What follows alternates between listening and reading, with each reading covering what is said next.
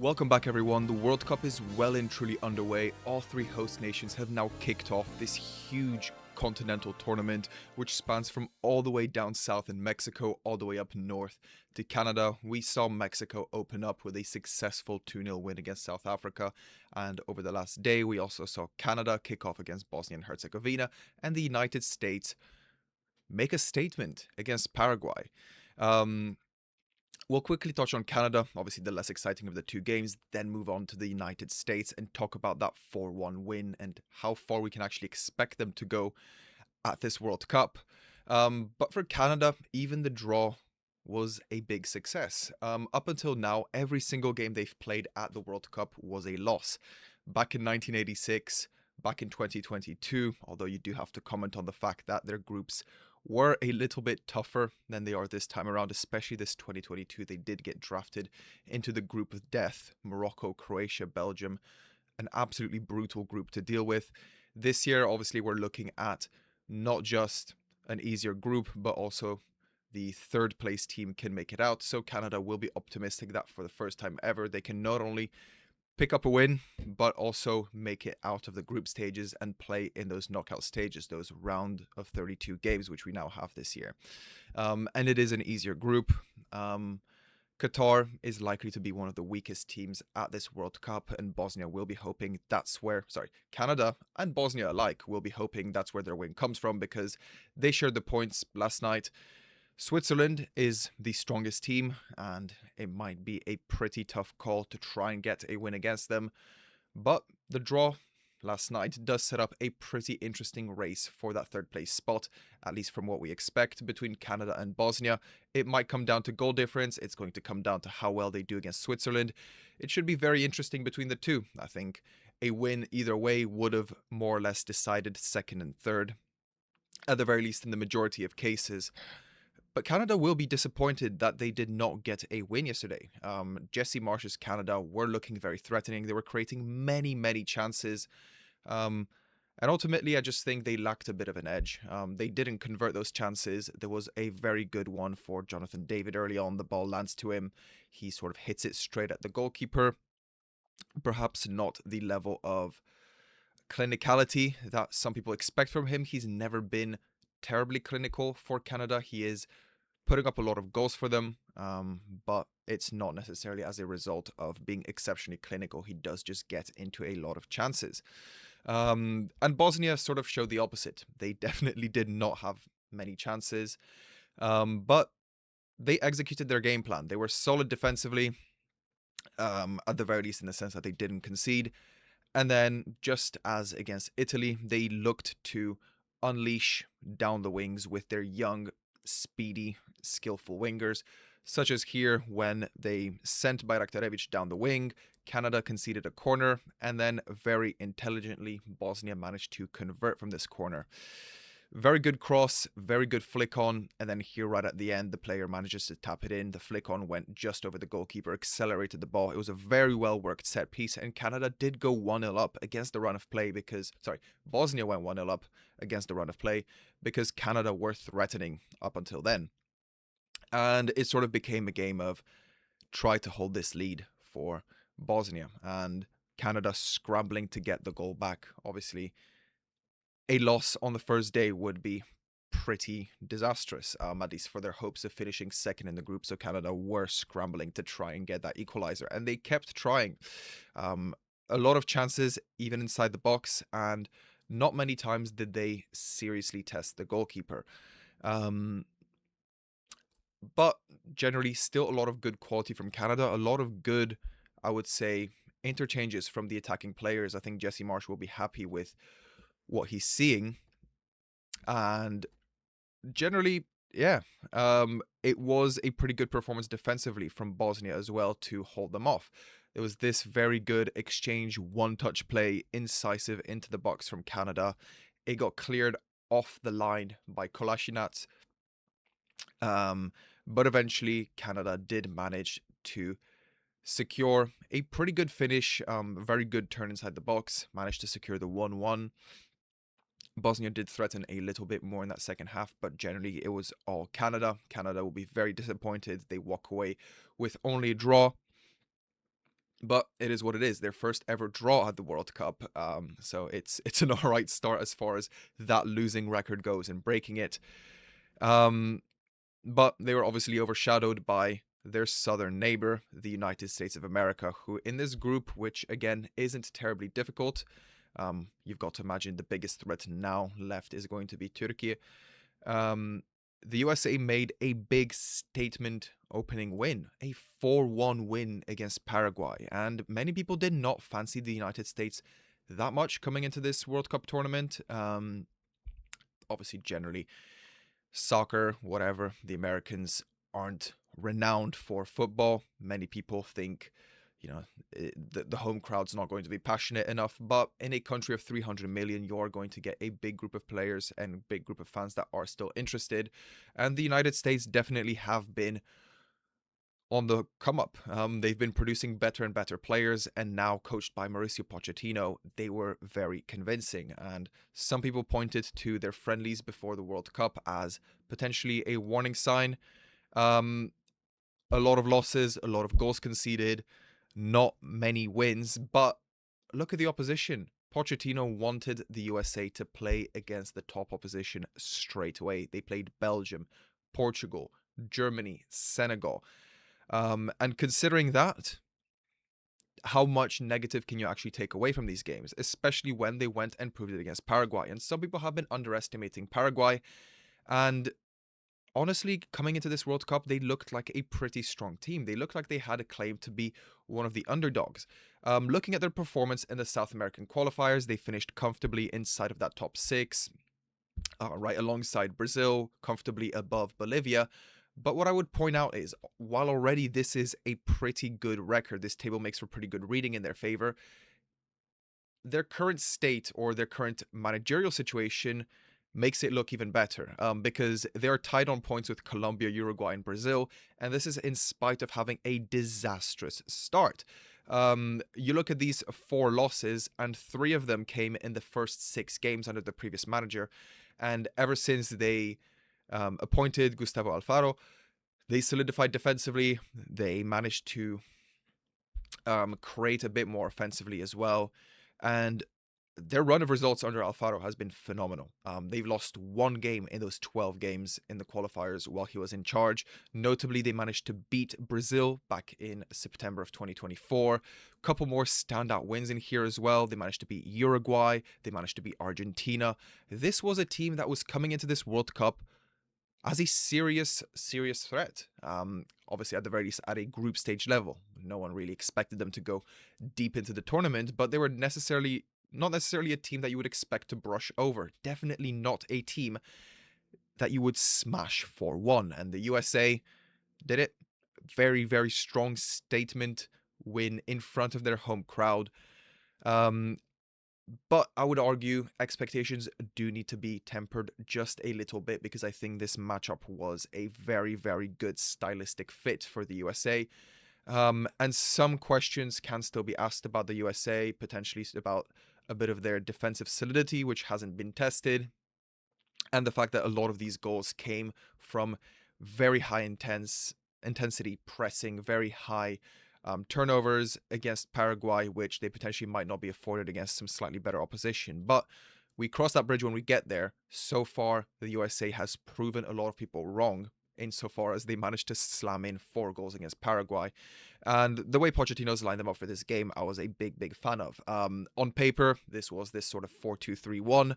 What it evolved into really was trying to maximize Pulisic's involvement in central areas and also shifting Anthony Robinson up. So Robinson pushed up very, very high. Pulisic got to shift a little bit more inside. What we saw more of was this sort of front 4 with a back 3. Tim Ream, Chris Richards, and Freeman as the back 3. The midfield pivot of Malik Tillman and Tyler Adams. And then a front 4.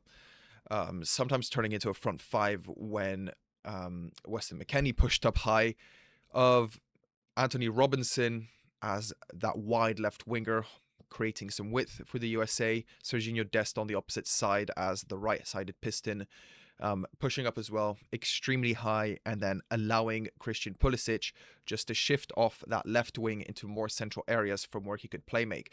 And putting McKennie and Pulisic into these central areas where they got to be very involved was key. I think both of them on the ball were phenomenal. Created tons of supply for all the other players. Really, really good stand-up performances from Pulisic, a player who a lot of people have forgotten about, but he's been a very solid performer for AC Milan. And McKennie for Juventus as well, one of their more important players this season, and he's also been proving his worth.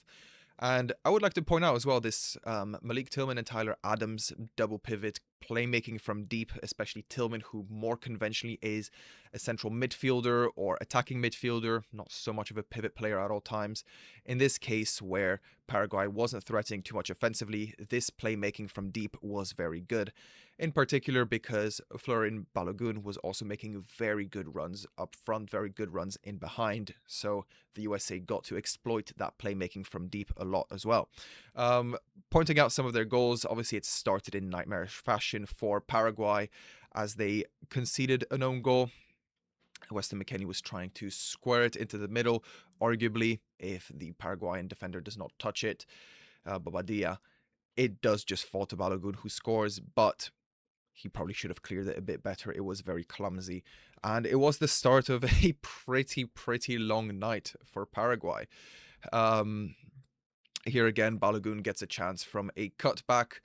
Poor marking from the Paraguayan lets it slip through to Balogun, who one touch finishes it into the bottom right corner. Very tidy finish. Balogun, who is looking like a pretty big threat, currently top scorer at this World Cup with 2 goals.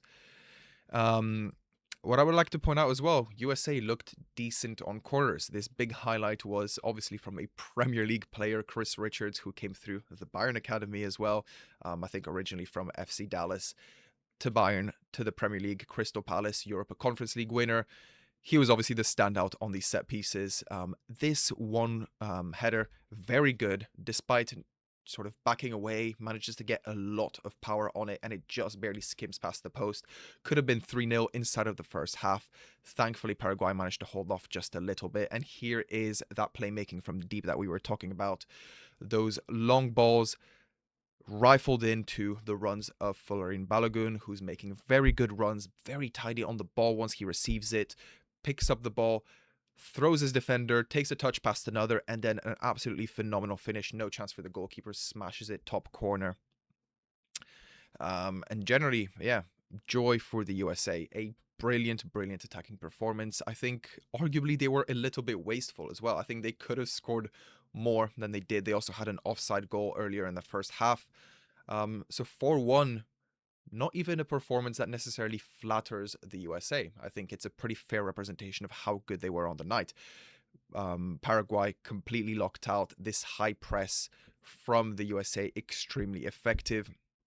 And the only player who coped with it somewhat in Paraguay's team was Julio Enciso, who had a bit of an injury scare, was able to start in the end, and he was the only player with the technical ability to try and fight out of that USA press. And we saw that for Paraguay's consolation goal, the 3-1.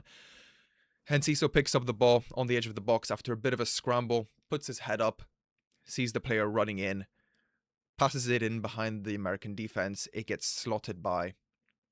A very good goal, but unfortunately, not much to do. No comeback happening. Paraguay had given up a bit at that point. Cherry on the top of the cake was this finish from Giovanni Reina outside of the foot. Trivela given way too much time to do this, but phenomenal technical quality from him. We all remember some of his crazy goals at Borussia Dortmund. His development stalled a little bit, but as we can see, there is still a lot of quality in there. This finish was absolutely unbelievable. Trivela, curled shot into the side netting. Not much of a chance for the goalkeeper, and the USA crown a big statement win. And we're going to have to start asking how far can they go, because they have looked pretty good. What I will say, now to temper some of these expectations, this was the perfect matchup for them. They got to play extremely aggressive against a team that did not cope with their press, a very high press. We look at this team, we see a front 5 almost pressing of Robinson, Pulisic, Balogun, McKennie, and Dest. And while Paraguay did not cope with it, if a team does manage to slip through that, it can become quite difficult. We look at left center back Tim Ream. He is 38, I think. Not the quickest player. Malik Tillman and Tyler Adams, not a conventional double pivot either. Neither of them is an extremely defensive player. So again, a bit frail in that sense. Tillman especially, a bit more of an attacking-minded midfielder. So while it's a very offensive performance against a team who isn't causing the USA that many problems, you can see how a team that does manage to break through that press, a team that does not get pinned back and does not concede that many chances, could put up a stronger fight. Big spaces between all of the lines. A bit of what we see from PSG, I would argue. We can see always when PSG build up very big lines between Vitinha and the attackers. And obviously they can afford that because the attackers are so physical and so technical. And when they pick up the ball, they are faultless and they don't lose it. These USA attackers against better defenders might lose the ball and slip a bit. And then you look at this midfield too. It's not necessarily going to be the most impenetrable of midfields if the opponent does regain the ball from one of these very advanced build-up formations that the US is putting up. But as I did mention, we'll cross that bridge when we get there. Pochettino is not naive. He does know how to set up against stronger opposition as well. He's obviously practiced against this stronger opposition in those friendlies against really strong nations, which I showed you against Belgium, Germany, Portugal, Senegal. The USA was a little bit less reserved. At the same time, obviously, they weren't shooting out fireworks like they were against this Paraguay team. So the balance will land somewhere in between there. I think once they come up against stronger opposition, Australia, who can be pretty resilient, might be a test. I think they could ship fewer goals than Paraguay. And then Turkey is going to be a big test because they obviously have that quality. Here, we already saw Enciso causing some problems. If you give it to a Turkish team with the likes of Arda Güler, Can Özun, and Kenan Yildiz, the USA will definitely be tested a little bit more. But for the time being, the USA very happy with how they've started. So yeah, this is my roundup of the hosts. I'll touch on a couple of more games when I do some more comprehensive reviews. I haven't talked about some of the games from the night before. South Korea, not touched on them yet. I will eventually when I talk more specifically about their group, a group that does look to be very wide open as well. But for the time being, the World Cup, it's here. The USA are flying. Canada finally got their first point at the World Cup. Can they turn up, make it out of this group stage? The USA potentially, who are looked at as one of the easier fixtures potentially for this round of 16 games, could people be looking at them a bit differently now? I surely think so. They will have a lot to prove against Turkey, but a fantastic start for them. In any case, I will be here the entirety of this World Cup. I am watching all these games. I'm killing my sleep schedule, but I am loving it. I'll be covering all these games. I hope you join me here again and again as we go through this World Cup together. In any case, see you very soon. Thanks for watching.